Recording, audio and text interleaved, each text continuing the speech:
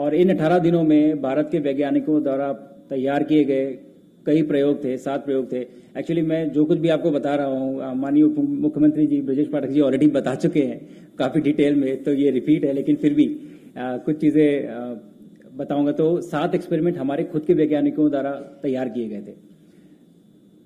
Total हमारी team ने 60 experiment किए, जिसमें से काफ़ी सारों में मैंने भी भाग लिया।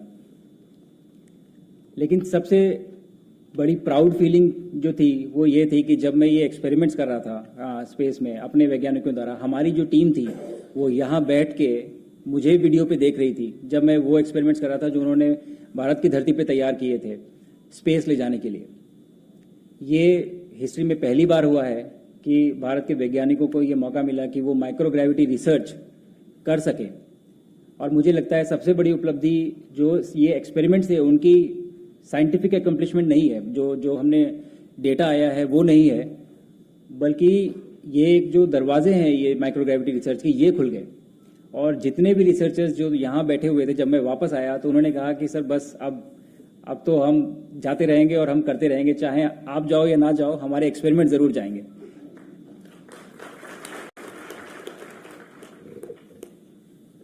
दूसरा, स्पेस में जब हम 18 दिन थे तो माननीय प्रधानमंत्री जी से वार्तालाप हुई, उसके बाद बच्चों से भी इंटरेक्शन हुआ था मेरा 3 बार। एक बार लाइव इंटरेक्शन था, लखनऊ के ही बच्चे थे उसमें, और 2 बार रेडियो के थ्रू इंटरेक्शन हुआ।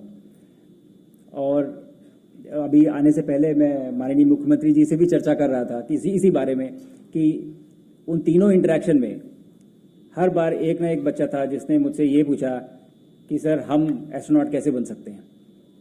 तो मुझे लगता है आने से पहले ही ये मिशन की एक बहुत बड़ी उपलब्धि थी कि हमारे देश के बच्चे ये सोचने लगे हैं कि हमें जाना है, हमें वहाँ पहुँचना है और हम वहाँ पहुँचेंगे।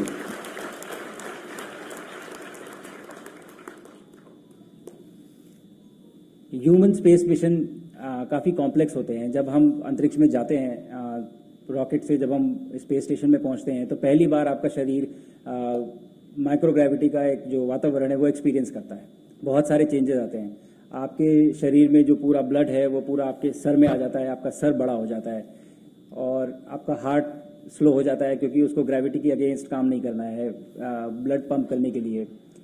आपके पेट में जो कुछ भी है वो सब भी फ्लोट करने लगता है, तो सब ऊपर आपको फील होता है कि ये क्या चल रहा है अंदर, भूख नहीं लगती, बहुत सारे चैलेंजेस होते हैं। तो मुझे लगता है कि हम एक ऐसी जगह पे लाइफ को सस्टेन करने की कोशिश कर रहे हैं जहाँ पे लाइफ सस्टेन होनी नहीं चाहिए। वहाँ का एनवायरनमेंट ऐसा है कि वैक्यूम है, टेम्परेचर इतना हार्श है, हवा ही नहीं है, लेकिन उसके बाद भी ये ह्यूमन इंजीनियरिंग का मार्वल है कि हम ऐसे एक वातावरण में, एक एनवायरनमेंट में लाइफ को हम सस्टेन कर पा रहे हैं। और इसी डायरेक्शन में भारत इस समय अपनी एक जर्नी पे है। और जब हम ये करेंगे, जब हम पहला मिशन लॉन्च करेंगे, तो हम विश्व का वो चौथा राष्ट्र होंगे जिनके पास ये कैपेबिलिटी होगी।